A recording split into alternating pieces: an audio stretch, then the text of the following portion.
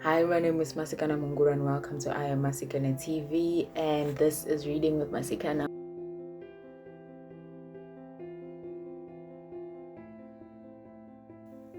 It's my favorite month.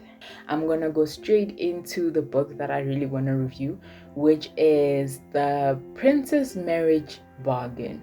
The couple is already married. It's like a high profile marriage, so it would be a king and a queen. This one is more based on story than ever, and it actually hits so many sensitive parts, and I'm just like, I really like this one. She really put her foot in this one. The female character is Princess Theresa. She's been trained her whole life to be a princess, so they undergo the how to speak, how to respond, how to handle duties, and the ultimate thing is to give heirs. And her dad really wanted a guy, so her mom really wanted her to get married to the royal house for her own personal benefit. The male character, well, he's also been trained to be a king, the firstborn, and he puts his duties before everything else. Theresa's been pretending for so long, and she's honestly over it. She was supposed to give birth to her heirs, but she suffers from an endocrimatic disease. Well, her period doesn't come from the lining.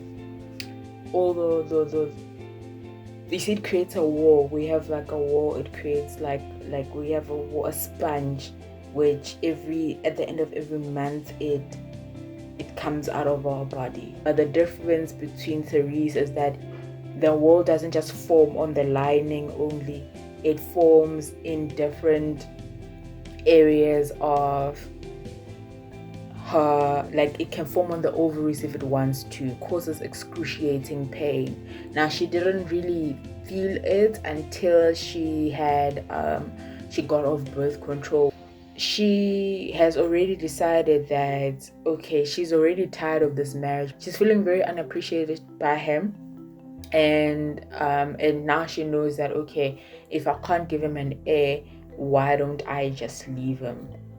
She has been in love with him, but he just married her because she was reliable, and a good pick, and she was trained, and he didn't want, because he felt like love makes you do reckless things. It was a marriage of convenience.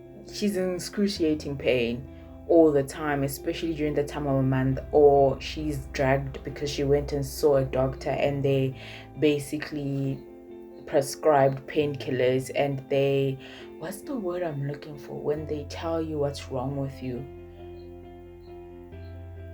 So it was actually also upsetting to her that she didn't even notice the difference. And his assumption was that she was having an affair, and he wasn't taking it too well, and he got someone to investigate her. And said, what did I tell you about storyline? Yes, this is a storyline, my friends. He basically got a private investigator for her, and he was consumed with the thought that diagnosed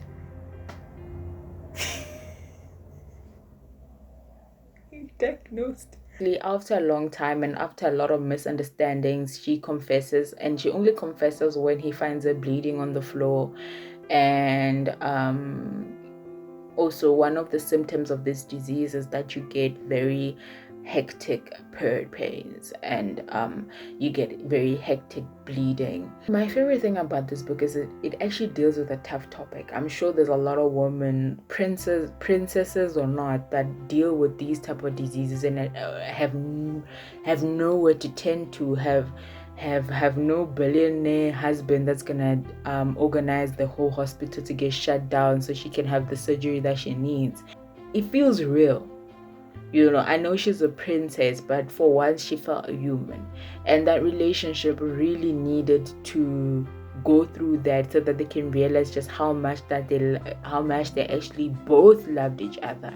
There's times where duty is not enough, where someone just needs a friend, someone just needs to know that they're actually loved and cared for, not just a sex object. Much as she's a princess or she's close to a queen, she wants to go home and talk to her husband about normal things. I mean, the dude there was actual scenes that he would, when she got a cold, he was like, go stay in the room next door until you heal. He would plan his days around her period.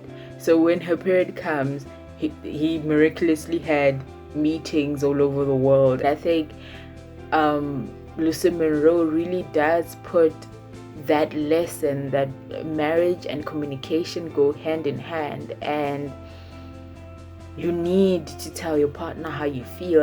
Some people are in relationships but they feel so alone. They're going through something within a relationship, and it's like, what's the point of relationship if you're not gonna get support, if you're not gonna get help, if you're not gonna get love, if you're not going to get that stability of knowing that your partner cares about you enough to actually notice that something is not right with you. The way he was walking around in oblivion, like the lady would fall apart every month end and he would just choose to reschedule his schedule. He didn't notice that she was on painkillers that were so intense that she would zone in and out. His speech would be slurred.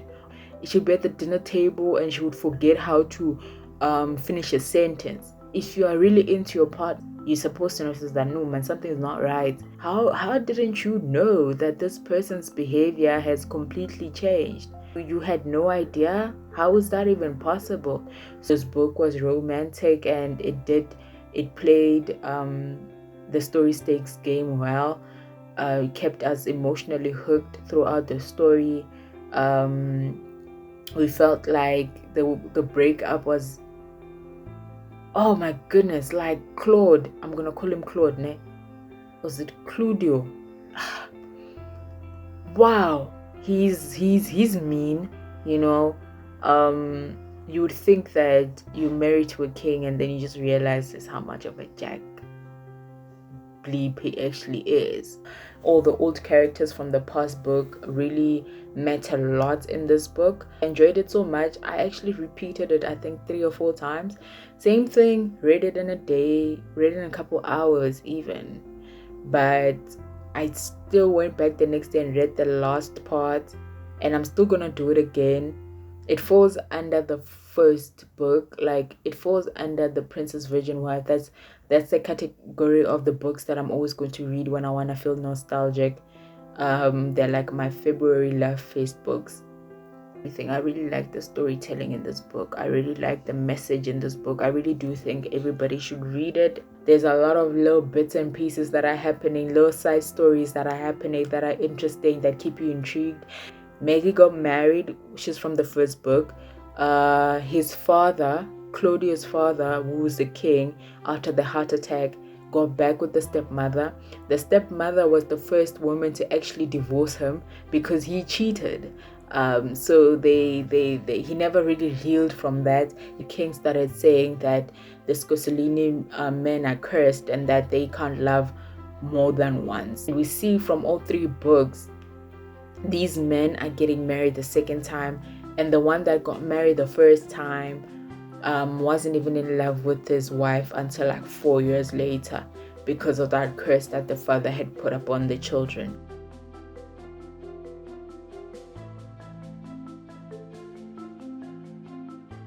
Theresa's journey, she actually ended up giving birth to 3 children. She did IVF. She went for the surgery, and soon after she did IVF. The firstborn is a woman, and then the girl child, gets ordained as the next queen.